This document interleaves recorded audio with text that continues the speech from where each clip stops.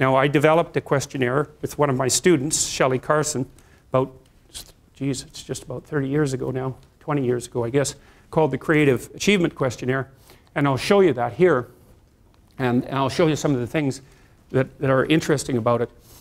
You know, you hear very frequently people say things like everyone's creative. It's like, that's wrong, okay? It's wrong. It's just as wrong as saying that everyone's extroverted. First of all, you have to be pretty damn smart to be creative, because otherwise you're just going to get to where other people have already got, and that's not creative by definition. So being fast and being out there at the front of things really makes a difference. And then you also have to have these divergent thinking capabilities, and that's part of your trait structure. And creative people are really different than non-creative people. You know, partly because, for example, they're highly motivated to do creative things and to experience novelty and to chase down aesthetic experiences and to attend movies and to read fiction and to go to museums and to enjoy poetry and to enjoy music that's not conventional music, for example. These aren't trivial differences. And so it's a real misstatement to make the proposition that everyone's creative. It's just simply not the case. It's a matter of wishful thinking. It's like saying that everyone's intelligent. It's like, well, if everyone's intelligent, then the term loses all of its meaning, because any term that you can apply to every member of a category has absolutely no meaning. Now, that doesn't, and you know, the other thing you want to be thinking about here is that don't be thinking that creativity is such a good thing. It's a high-risk, high-return strategy. So if you're creative, you just try this. There's creative people in this room, man. You guys are going to have a hell of a time monetizing your creativity. It's virtually impossible. It's really, really difficult because, first of all, let's say you make an original product. You think the world will beat a pathway to your door if you build a better mousetrap. It's like, that's complete rubbish. It isn't true in the least. If you make a good creative product, you've probably solved about 5% of your problem. Because then you have marketing, which is insanely difficult, and then you have sales, and then you have customer support, and then you have to build an organization. And you have to, if it's really novel, you have to tell people what the hell the thing is. You know, we built this future authoring program, right? And it's available for people online. So how do you market that? No one knows what that is, and that's a real problem. If you write a book, well, then you have the problem that another million people have also written a book. But if you produce something that's completely new and doesn't have a category, people can't search for it online. How are they going to find it? So you just have, and then you have pricing problems, and it's really unbelievably difficult to produce something creative and then monetize it. And even worse, if you're the creative person, let's say you have a spectacular invention. You've got no money, right? You've got no customers. Those are big problems. And so maybe you go and you find a venture capitalist. We start with family and friends, because that's how it works. You raise money for your product. You raise money from your family and friends. That's assuming you have family and friends that have some money and that they're going to give it to you. And most people aren't in that situation. So it's a terrible barrier right off the bat. And then, of course, you're putting your family and friends at substantial financial risk, because the probability that your stupid idea is going to make money is virtually zero, even if it's a really brilliant idea.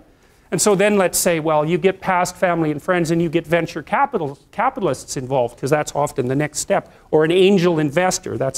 There's steps in building a business. Family and friends, angel investor, that's some rich guy that you've happened to meet some way who's into this sort of thing and is willing to provide you with some money to get your product off the ground.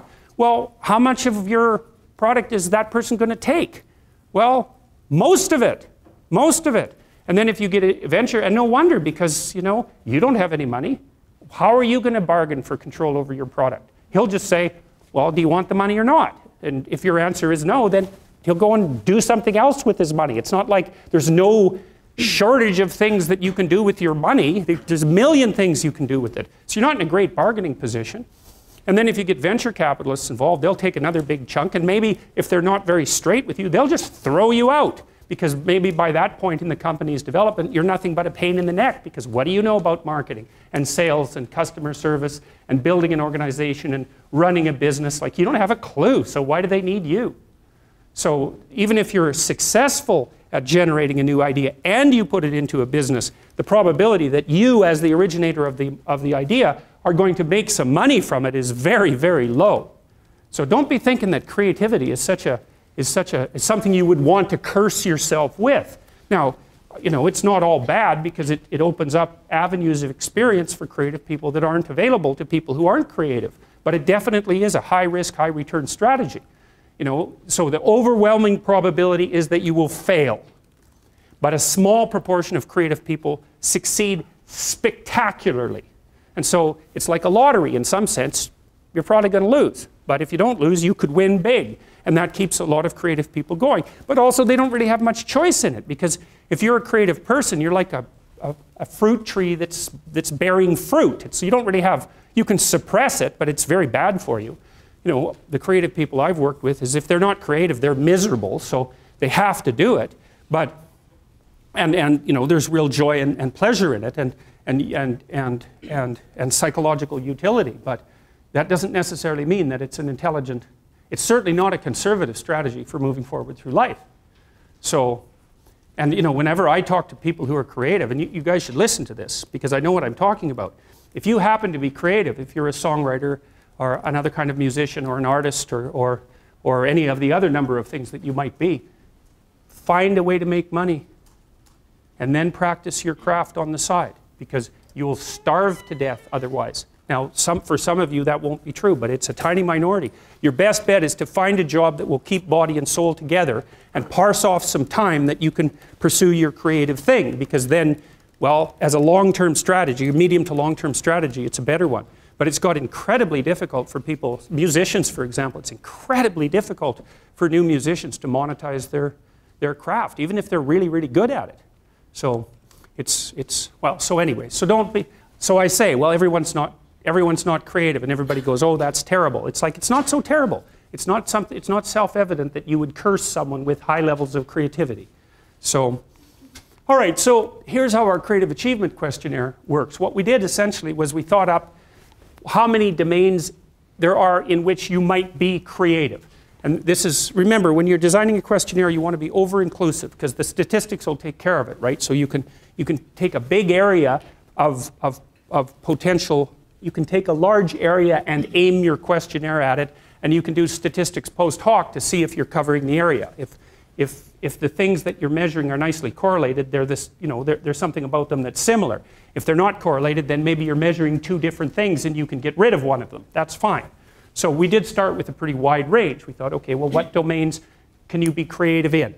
Visual arts, painting and sculpture. Then we had experts sort of rank order levels of achievement within those domains. And so if you were a painter, you could, 0 gives you, I have no training or recognized talent in this area.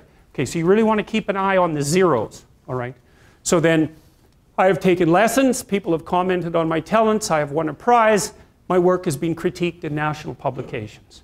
All right, so you get 0 to 7 points, but you can indicate more than, maybe that's happened to you more than once.